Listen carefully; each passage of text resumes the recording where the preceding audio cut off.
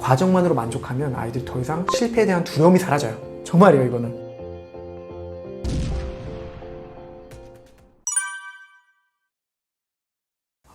많이 봐요. 특히 식당 같은 데 가면 거의 마취제죠. 저도 이제 아이들을 데리고 그런 데 가다 보면 차라리 스마트폰 보고 먹는 게 더 마음이 평화가 찾아오더라고요. 그래서 절대로 이거에 대해서 비판적으로 얘기하고 싶진 않아요. 왜냐면 저도 경험을 해봤지만 좀 먹다가도 주변에 산만하게 이거 보고 저거 보고 하잖아, 아이들이. 절대 특히 남자애들 같은 경우는 그냥 안 쏟기만 해도 다행이지. 오히려 스마트폰이야말로 정말로 구원이거든요. 이거에 대해서는 저도 근데 뭐라고 할 수는 없어요. 다만 이거를 막을 수 있는 유일한 대책은 이야기하는 거예요. 움직임을 많이 만들라는 거죠. 음식이 만약에 나왔으면 이거 맛이 어때? 야, 이거 맛있는데? 왜냐하면 제가 이 책을 쓰면서 이 스마트폰에 실험할 때 먹는 것도 포함이 됐거든요. 저도 모르게 어느 순간 먹을 때도 스마트폰 보면서 먹는 제 자신을 보면서 하지 말아야겠다 내려놓고 제가 제일 먼저 시도했던 건 그거예요. 스마트폰 먹으니까 너무 재미가 없는 거예요. 이게 정말 미슐랭 정말 5스타 음식이라면 제가 하나하나 음미하겠지만 일상에서 모든 음식을 그렇게 할 수는 없잖아요. 저는 아날로그 노트를 옆에 두고 음식의 맛을 기록하기 시작했어요. 이게 맛있고 어떤 맛인지, 닭고기 맛이 어떤지 하는데 그러니까 그렇게 되니까 하나의 대체제가 생기니까 먹는 것이 나름대로 재밌고 의미가 있는 거예요. 이게 내 몸에 들어왔을 때 어떻게 되는지. 그러니까 아이들도 식당에서 하는 건 어쩔 수가 없죠. 다만 이런 것도 얘기를 계속 대화를 한다는 거죠. 식탁에 앉았을 때 우리가 대화를 한다 하잖아요. 그런 것처럼 맛이 어떠니, 아니면 요즘 있었던 일들에 대해서 어떠니 하면서 계속해서 대화를 이끌어 나가거나 스마트폰을 대체할 무언가를 만들어 준다면 사실 이 부분은 또 어떻게 그렇게 좀 건전하게 넘어갈 수가 있겠죠. 규칙. 이거 진짜 많은 가정을 봤어요. 제가 많은 가정을 제가 인터뷰를 해보고 했는데 가장 좋은 거는 그 규칙이란 틀이 있잖아요. 이게 크게 두 가지로 나눠요. 어떤 게 있냐면 그 틀 안에 부모님이 같이 들어가는 것과 틀 밖에서 부모님 틀을 만들고 아이만 틀 안에 넣는 것과 그 결과가 굉장히 다르더라고요. 어떤 규칙이든 사실 저는 괜찮아요. 왜냐면 다 같이 스마트폰을 하면서도 화목한 가정도 굉장히 많더라고요. 그래서 전 이것도 너무 좋아요. 엄마, 아빠, 아이가 같이 게임을 하는 거예요. 로블록스 게임을 같이 해요. 전 이것도 너무 좋거든요.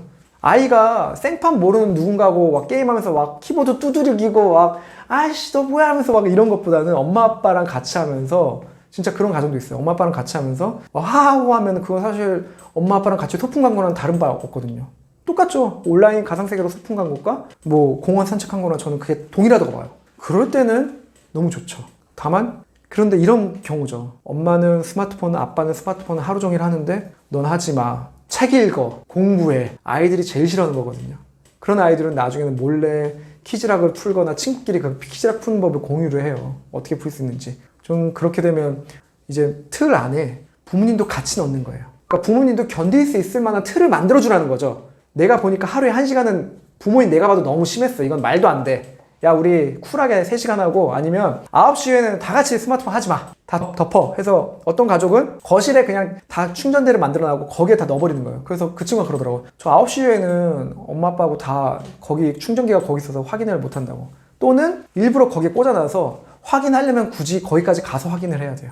이것도 되게 재밌다고 저는 생각해요. 이것도 되게 참신한 방법인데 스마트폰을 사용하려면 거실에 나와서 마치 옛날 우리 컴퓨터 거실에 있었잖아요. 그래서 이상한 거 못했잖아요. 게임도 못했잖아요. 그래서 거실에 나와서 스마트폰을 하게 하면 그 과정이 번거롭고 엄마 아빠의 감시가 있기 때문에 엄마 아빠도 그리고 대신에 거기에 넣어놓는 거예요. 그 자기를 통제해 놓는 거. 엄마 아빠도 근데 중요한 거는 그 틀 안에 있으면 효과가 100배가 된다는 거죠. 엄마 아빠도 어쩔 수 없이 내가 세운 규칙이니까 나도 여기서 이렇게 한다. 이렇게 하는 거. 그래서 여러분들이 명심하셔야 될 거는 부모님도 그 규칙을 견딜 수 있어야 되고 가장 좋은 거는 부모님도 그 틀 안에 넣어서 같이 게임을 한다던가 안 할 거면 같이 안 한다던가 아니면 대체제를 한다던가 이런 것들이 굉장히 중요하다는 겁니다.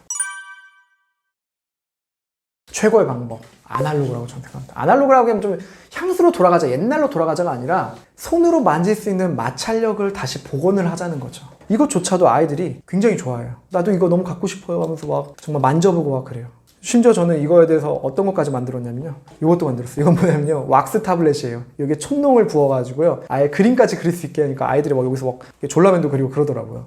이렇듯이 스마트폰이 만약에 절제하게 하고 싶거나 아니면 다른 걸 하려면 그거에 대한 대체제, 특히 이런 마찰력이 많이 요구할 수 있는 것들을 많이 해주시라는 거죠. 그래서 저는 아까 말했듯이 게임기도 좋아요. 왜냐면 조이스틱이나 그런 걸로 순수하게 게임 자체만을 즐길 수 있게 한다면 저는 그것도 오케이입니다. 그래서 뭐 2시간 정도 게임을 하게 돼서 그거하고 오늘 여기까지 괜찮지? 뭐 주말에는 더 하자. 이렇게 하면 저는 오케이인데 스마트폰에 모든 걸 맡겨버리면 잠깐 이거 하면서 공부할 게 하면서도 게임을 하고 있구나. 그렇게 되는 거죠. 그래서 중요한 거는 근데 아이들은요. 이 3차원에 굉장히 예민해요. 뭐 어른들도 그렇겠지만 이 물성에 굉장히 좋아해요. 근데 아날로그라는 게 굉장히 중요한 이유가 뭐냐면 아날로그는 다 이런 3차원 물체로 돼 있어요. 오늘날처럼. 그리고 또 카세트 테이프나 CD 플레이어나 LP 플레이어나 그런 음악을 듣는 기계도 보면요. 그 과정을 내가 알 수가 있어요. 아, 음악이 이렇게 해서 플레이가 되는구나. 또는 만들기가 뭔가 움직이는 복잡한 움직임들 있잖아요. 아, 이렇게 움직이는구나 알 수 있는데 오늘날 스마트폰은 그 검은 스크린 뒤로 코딩이 어떻게 흘러가는지 알 수 있는 사람은 아무도 없어요. 개발자 빼고는요. 그거를 보는 재미가 없으니까 아이들은 그냥 스마트폰 주는 자극적인 영상에만 하는 거죠. 그래서 저는 과정을 쉽게 알 수 있고 손에 충분히 쥘 수가 있으며 어떤 3차원적인 형태를 가진 그러한 물건들을 대체제로 많이 줘야 한다 생각을 합니다. 가장 중요한 거는 움직임이 굉장히 늘어납니다. 움직임이 늘어나요. 왜냐하면 스마트폰을 안 하기 때문에 놀려면 어떻게 해야 될까요? 춥더라도 옷을 껴입고 밖에 나가야 돼요. 엄청 귀찮아요. 여름에는 또 뭐 좋게 하겠지만 밖에 나가야 돼요. 아니면 또 영화를 보기 위해서는 스마트폰으로 영화 못 볼 거면 어디 가야 돼요? 영화관에 가야죠. 책을 찾으려고 해요. 엄마 아빠랑 뭔가 오늘 우리 이런 정보에 대해서 찾아보자. 가족끼리 나가는 거예요. 어디로 가야 돼요? 도서관에 가야 돼요.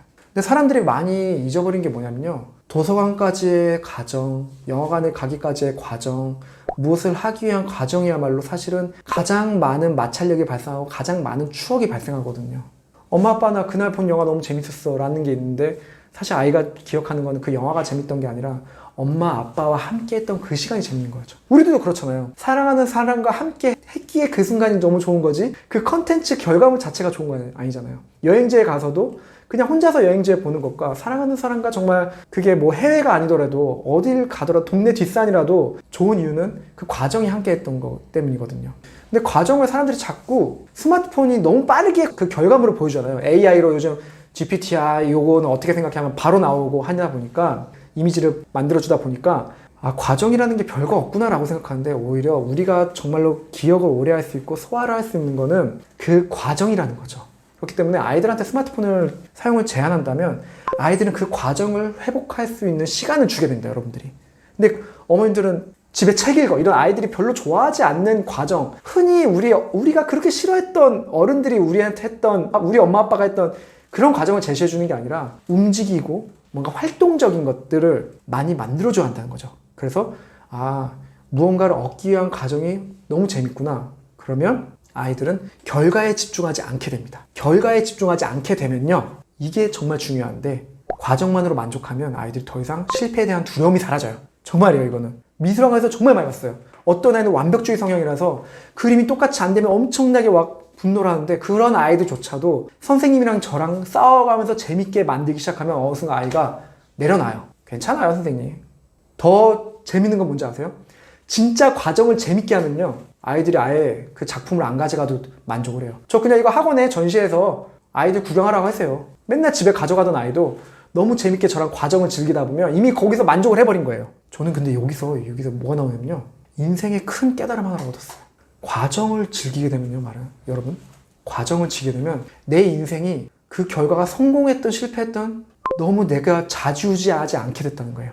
시험에 떨어지든 말든 간에 성공했든 안 했든 간에 이미 그거에 좌지우지 흔들리지 않는다는 거예요. 물론 성공하면 좋고 물론 시험에 합격하면 좋겠지만 그 과정이 너무나 재밌고 과정에서 의미를 찾았다면 아이들을 보니까 그래요. 더 이상 결과물이 의미가 없는 거예요. 못 만들면 어때? 칼을 만들어서 저랑 신나게 만들었어요. 저랑 신나게 싸웠어요. 칼이 완전히 부셔져 버렸어요. 근데 아이는 이미 너무 재밌으니까 다음에 또 만들죠 하고 그냥 집에 가버리는 거예요. 저는 그 쿨한 모습에서 내가 나중에 내 인생의 모습이 저랬으면 좋겠다 이 생각을 좀 많이 합니다.